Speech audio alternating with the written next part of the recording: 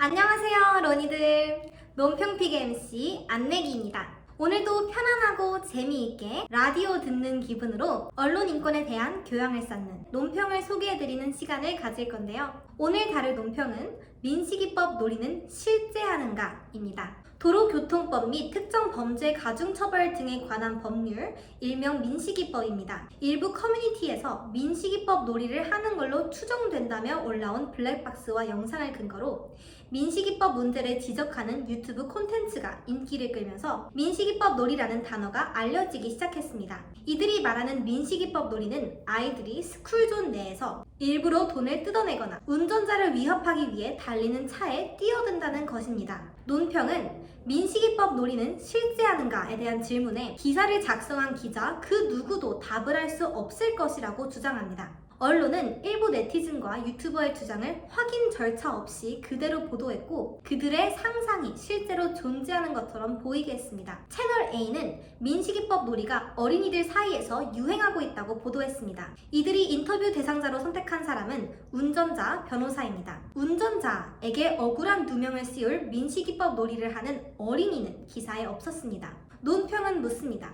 유행이라면 적어도 어린이 한 명이라도 인터뷰를 해야 하지 않았을까? MBC의 보도는 무책임하기 짝이 없다고 비판합니다. 어린이가 도로에서 위험한 장난을 하는 걸로 추정되는 블랙박스 영상을 보여주며 앵커는 진짜 놀이를 하는 것인지 확인된 건 아니지만 영상이 사실이라면 철없는 장난이라고 보기엔 정말 위험한데요 라고 말하며 민식이법의 본질이 훼손되지 않도록 안전교육이 필요할 것 같습니다 라고 마무리 멘트를 합니다.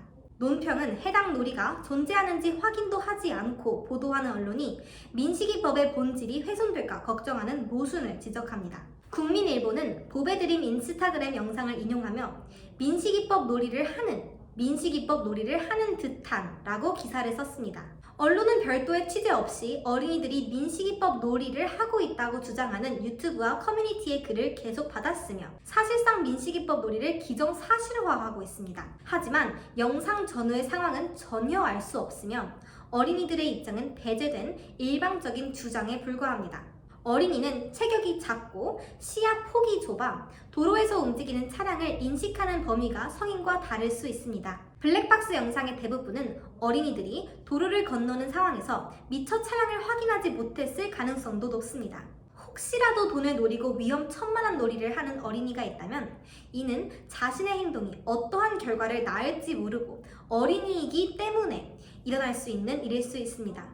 그러기에 어른들의 세심한 보호와 교육이 필요하다고 논평은 이야기합니다. 언론의 영향력이 약해졌다지만 여전히 기사 하나가 개인 혹은 집단에 끼칠 수 있는 해악은 큽니다. 민식이법에 대한 악의적인 기사와 실체 없는 민식이법 놀이에 대한 보도는 어린이 보호를 뒷전으로 한 어른들의 시각을 담고 있습니다. 갑자기 튀어나오는 어린이를 고라니로 비유하며 고라니처럼 튀어나온 초등생이라는 표현을 제목에 쓴 언론사가 한 곳도 아니고 세 곳이나 됩니다. 이처럼 어린이를 우범의 대상으로 만들고 일반화시킨다면 결국 어린이들이 피해를 입고 보호받지 못합니다. 그뿐만 아니라 언론이 나서서 어린이를 하나의 인격체로 보지 않는 시각을 그대로 드러낸 것으로 대단히 위험합니다. 민식이법이 진행된 지 1년이 지났습니다. 속단하기 이르지만 어린이 보호구역 내 사고가 감소하고 있다는 통계가 나오고 있습니다. 어린이가 안전한 세상을 만드는 것은 어른의 책임입니다. 민식이법은 책임을 다하기 위한 한 걸음이라고 할 수 있습니다. 그러나 많은 우여곡절 끝에 통과된 민식이법을 운전자 과잉 처벌 논란의 대상으로 만든 것은 유튜브와 커뮤니티의 가짜 뉴스를 받아쓴 언론이었습니다. 이번 민식이법 놀이 논란에서도 언론은 어린이를 가해자이자 보험 사기꾼으로 만들고 있습니다. 언론은 어린이들이 민식이법 놀이를 하는 것으로 보도하면서 마치 민식이법을 악법인 것처럼 만들어가고 있습니다. 그러나 이 과정에서 제대로 취재를 하고 보도하는 것인지 논평은 묻습니다. 이 논평은 언론인권센터 논평팀에서 작성되었습니다. 질문이나 이번 논평에 대한 의견이 있으시다면 자유롭게 댓글란에 작성해주세요. 그러면 다음 주에 뵐게요. 감사합니다.